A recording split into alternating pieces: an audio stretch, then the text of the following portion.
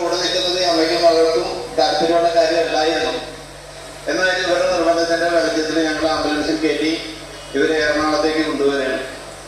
എറണാകുളത്തേക്ക് കൊണ്ടുവരുന്ന സമയത്ത് കണ്ടന്റർ റോഡിനകത്ത് വെച്ച് ഇടയിൽ ഈ അമ്മയുടെ പൾസ് പൂർണ്ണമായിട്ടും നഷ്ടപ്പെട്ടു. അപ്പൊ ഞങ്ങൾ ആംബുലൻസ് ചെറിയ ആംബുലൻസ് ആയിരുന്നു, അതിന്റെ ഫ്രണ്ടിലാണ് ചെയ്തിരുന്നത്. സാധാരണ നിലയിൽ ഞങ്ങൾ ഈ ആംബുലൻസിന്റെ കൂടെ രോഗിയുടെ ഒപ്പം തന്നെ കയറാറ്.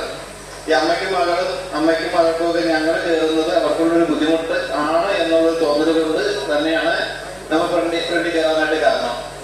എന്നാൽ നമ്മുടെ ഫ്രണ്ടിൽ കയറി കഴിഞ്ഞപ്പോൾ ഇടയ്ക്ക് ഈ അമ്മയുടെ കൈ പിടിച്ച് പൾസ് ചെക്ക് ചെയ്തുകൊണ്ടിരുന്നു. ശ്വാസവിശ്വാസം എങ്ങനെയുണ്ടെന്നൊന്ന് അറിയാനുള്ള ശ്രമിച്ചുകൊണ്ടിരുന്നു.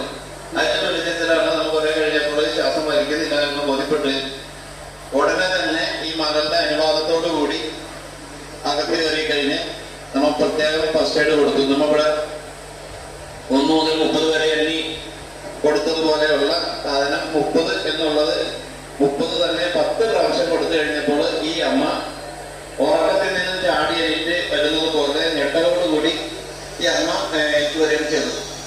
അമ്മനെ ഗവൺമെന്റ് എറണാകുളം നെടുമ്പാശ്ശേരി കൊണ്ടുവന്നു. അവിടെ നിന്ന് വിസി ഹോസ്പിറ്റലിലേക്ക് മാറ്റി.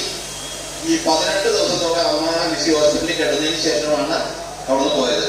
അതായത് വലിയൊരു അറ്റാക്ക് ആയിരുന്നു. ഒരു പക്ഷേ നമ്മളെ അവർക്ക് കേൾക്കാതെ അവർക്ക് പോകുന്നുണ്ടെങ്കിൽ പക്ഷേ നമ്മൾ ജീവൻ രക്ഷപ്പെടുത്തി എന്നുള്ളതല്ല പറയുന്നത്, നമ്മൾ ജീവൻ രക്ഷപ്പെടുത്താനായിട്ടൊരു കാരണക്കാരനായി എന്ന് മാത്രം.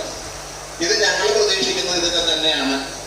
നിങ്ങളുടെ ഒരു കൈ സഹായം ഉണ്ടെങ്കിൽ നിങ്ങൾക്കറിയാം, നിങ്ങളുടെ വീട്ടിൽ നിന്നും നിങ്ങളെയൊക്കെ വളരെയേറെ പ്രതീക്ഷയോടുകൂടിയാണ് ഈ കോളേജിൽ പഠിപ്പിക്കാനായിട്ട് അയച്ചിട്ടുള്ളത്.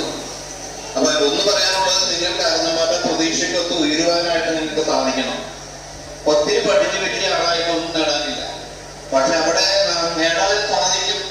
നേടാൻ സാധിക്കണമെന്നുണ്ടെങ്കിൽ നമുക്ക് മനസാക്ഷി എന്ന മനസ്സ്, നല്ല ഒരു മനസ്സ് നമുക്ക് സ്വന്തമായിട്ടുണ്ടെങ്കിൽ മാത്രമേ നിങ്ങളുടെ വിദ്യാഭ്യാസം കൊണ്ട് ആർക്കെങ്കിലും എന്തെങ്കിലും ഉപകാരപ്പെടാൻ പറ്റുള്ളൂ.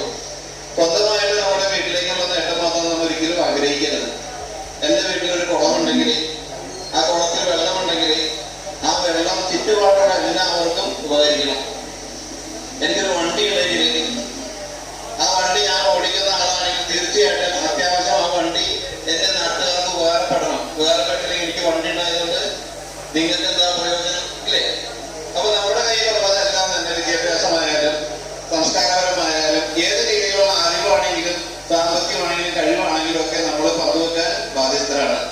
നമ്മൾ പോകുമ്പോഴൊന്നും കൊണ്ടുവന്നിട്ടില്ല, പോകുമ്പോഴൊന്നും കൊണ്ടുപോകുന്നില്ല. അപ്പൊ നമ്മുടെ ചിന്ത ഈ കുറച്ച് നാള് നമ്മുടെ ഈ ലോകത്ത് ജീവിക്കുന്ന നിങ്ങൾക്കൊരു സത്യം അറിയാമോ?